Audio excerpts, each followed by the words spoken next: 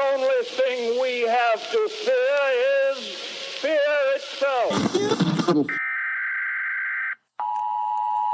The National Weather Service has issued a severe thunderstorm warning. Welcome to the Common Sense Practical Prepper Podcast, where prepping doesn't have to be complicated or expensive. Coming to you from a well-defended off-grid compound high in the mountains. Coming to you from his Florida room in Richmond, Virginia. Neither off-grid nor well-defended, unless you count his chickens and cats. Here is your host, Keith. Everybody, this is Keith, and welcome back to the Common Sense Practical Prepper Podcast, September 21st, 2025.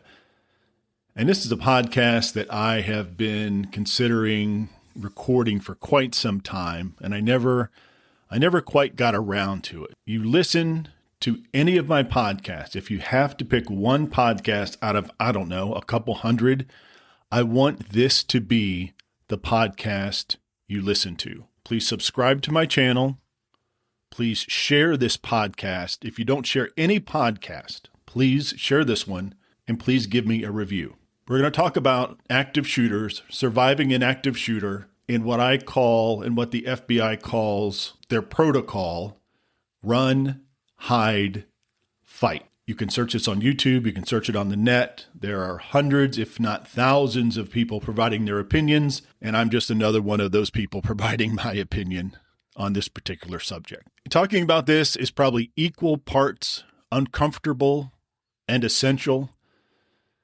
Surviving an active shooter event. We're going to break down the run, hide, fight protocol straight from the experts at the FBI and DHS, Department of Homeland Security, then tackle something that's been bugging me, and that is the murky definition when it comes to a mass shooting. The numbers are different. There's different definitions, but I think it's important to settle on a definition.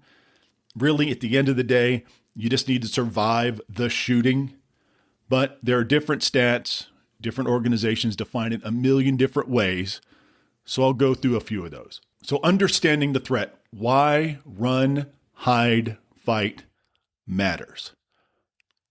The cold reality is active shooter incident is when somebody is hell-bent on harming as many people as possible in a crowded area. These are not as rare as you might think. According to the FBI's latest data, there was an active shooter event in public places every single week in 2023, and that trend really has not slowed down in 2025. We're talking schools, malls, workplaces, concerts. When I think of concerts, I think of Las Vegas, places where people are just living their daily lives.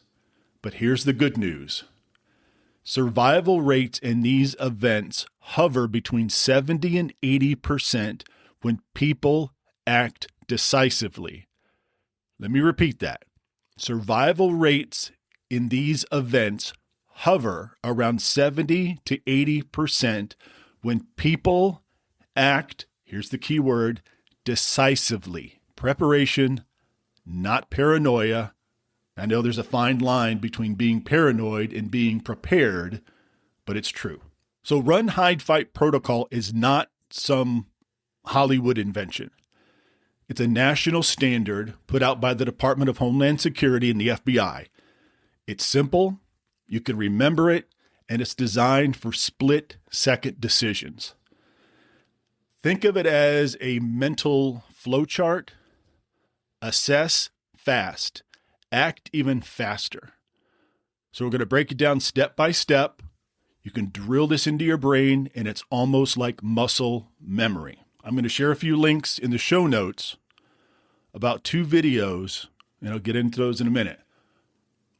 And this is the 3rd time I've attempted to record this, and I apologize if I sound a bit serious.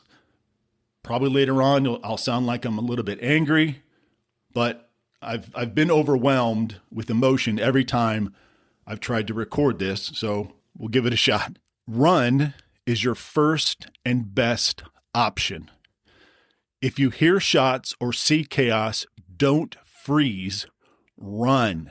The goal, get out now, away from danger, Leave your stuff behind. Your life is not worth your laptop. Sometimes when people hear what are truly gunshots, they initially go into a quick state of denial. Oh, that's a firecracker. Oh, that just must be construction down the block because nobody's going to come into my workplace and start shooting.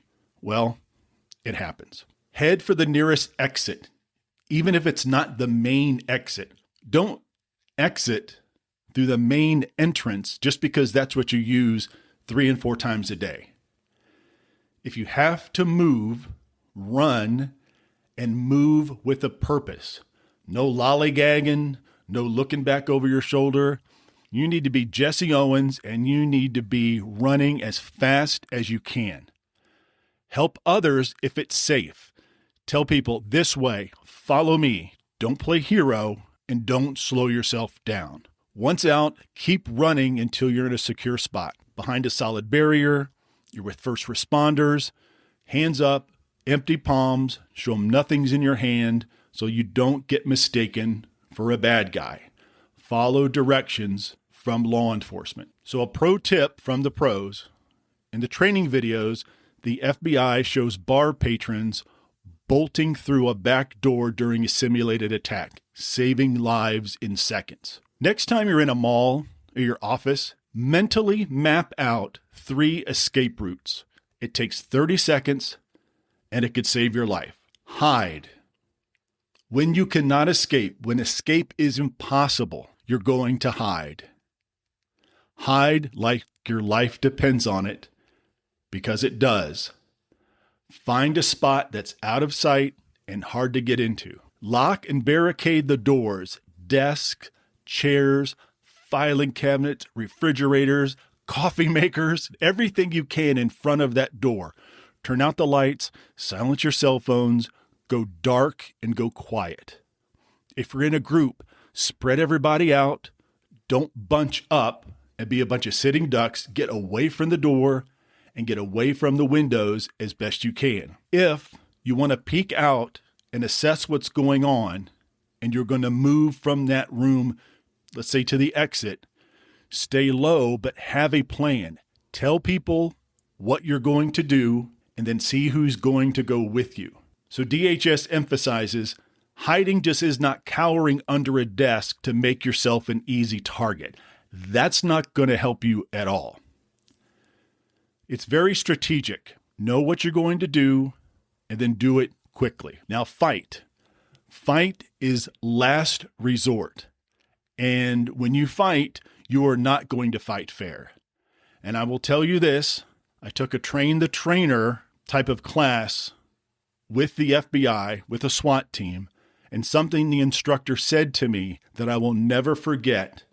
At the very beginning of this class, he said, "You have every right to go home at the end of the day. You have every right to live. If you're going to fight, you're not going to fight fair." Improvised weapons, chairs, belts, the hot coffee you've got sitting on your desk, anything that you can pick up.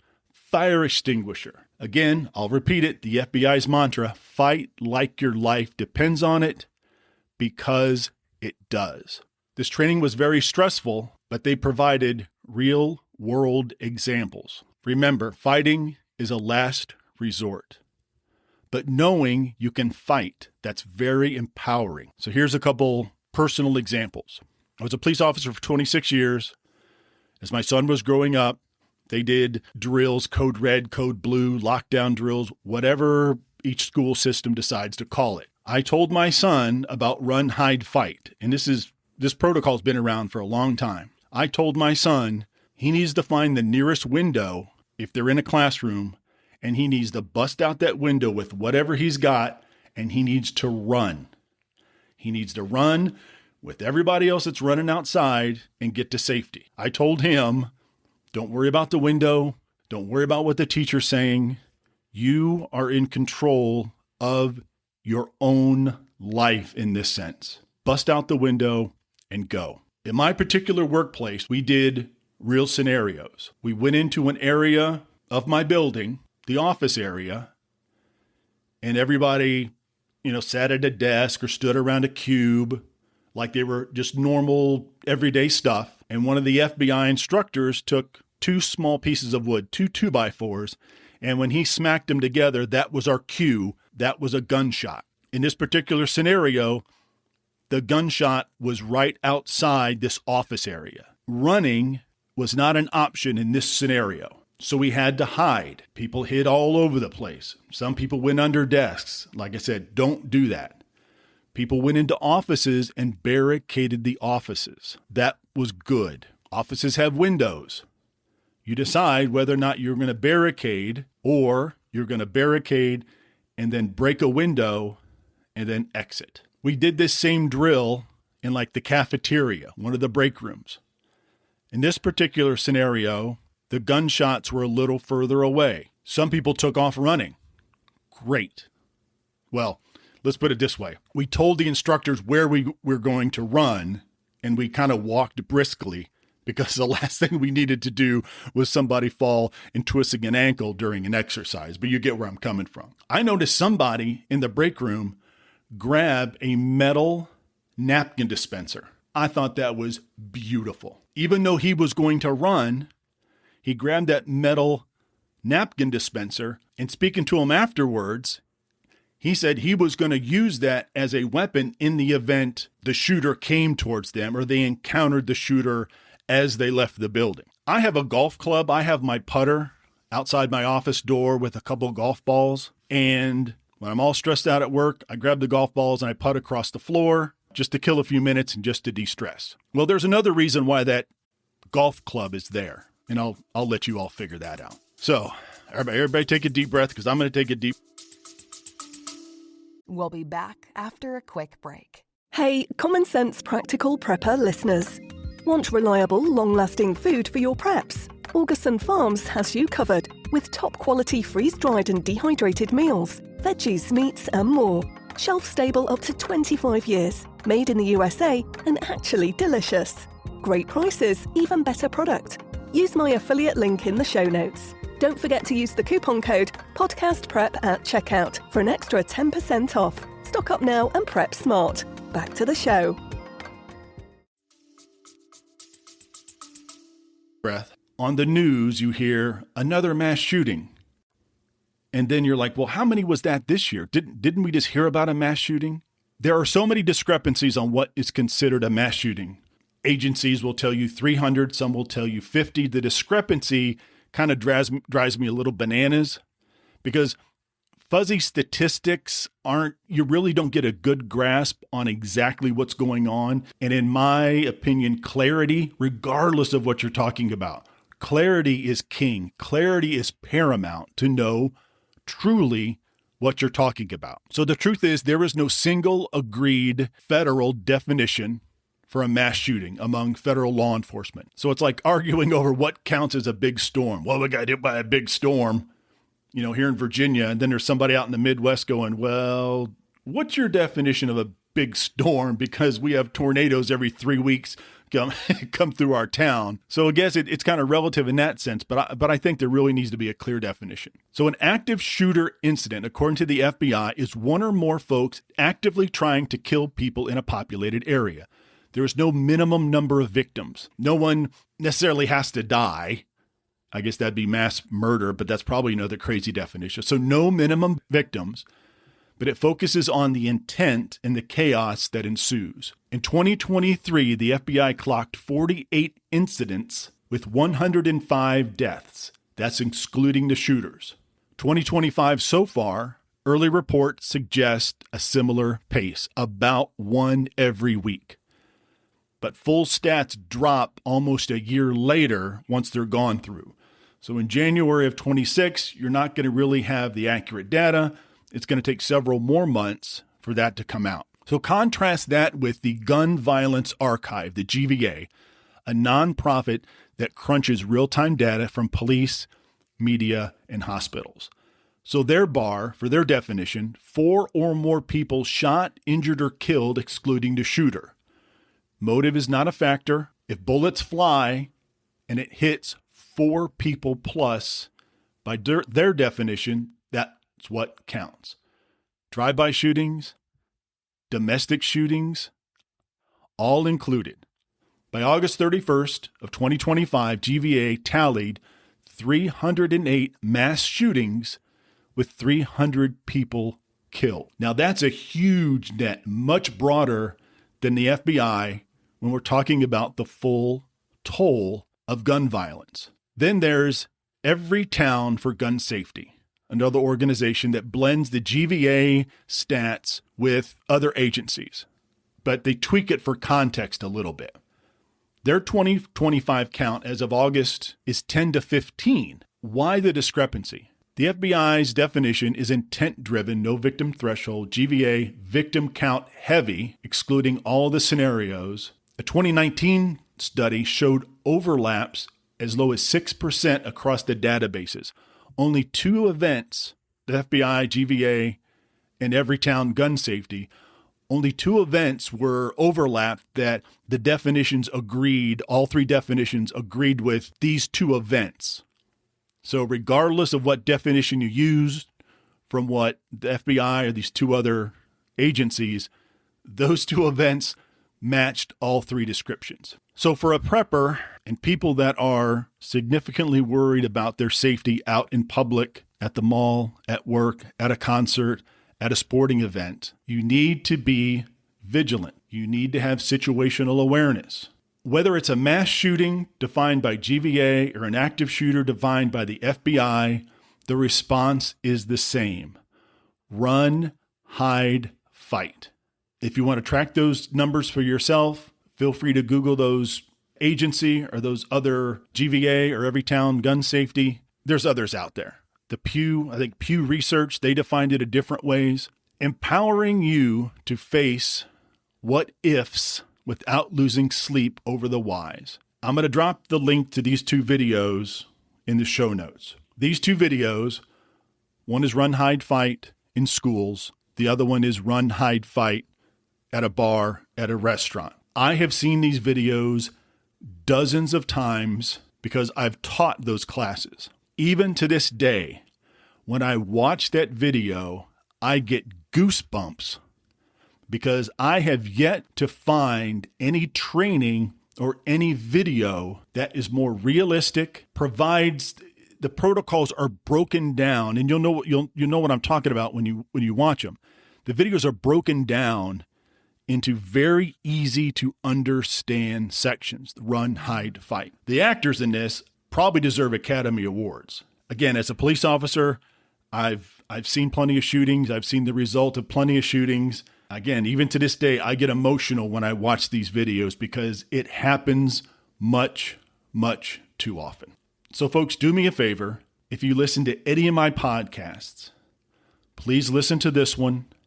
Please watch both of those videos. Do me a huge favor. Please share this particular podcast. Please provide a review. If you've never provided a review, if you think all of my podcasts absolutely suck, I want you to take this one seriously, take it to heart, and please provide a review. That really helps the channel, especially help this particular podcast gain more traction.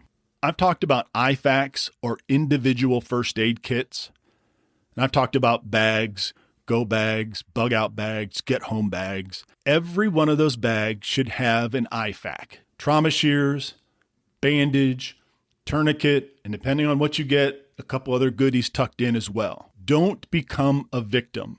Never accept the fact that you are going to die.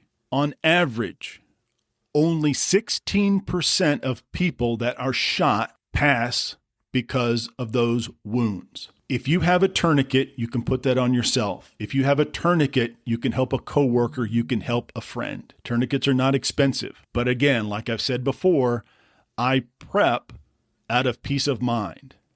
So when I'm in my car going down the road, my little get-home bag, which I'm making a new one, by the way, because I watched some other videos and I found how terrible mine was and how many things it was actually lacking. But just imagine having the ability to save your life or save someone else's because you put a $50, $60, $80, whatever an IFAK costs these days because you had it handy. All right, folks, I appreciate it. If you need to reach out, practicalpreppodcast@gmail.com, on the Twitter, Common Sense Practical Prepper, or the official handle, prep_podcast. And folks, as always, take care of one another, be safe out there, and until next time. Thanks for listening to the Common Sense Practical Prepper Podcast. Be sure to subscribe so you don't miss an episode. While you're at it, help spread the word by leaving a rating and review.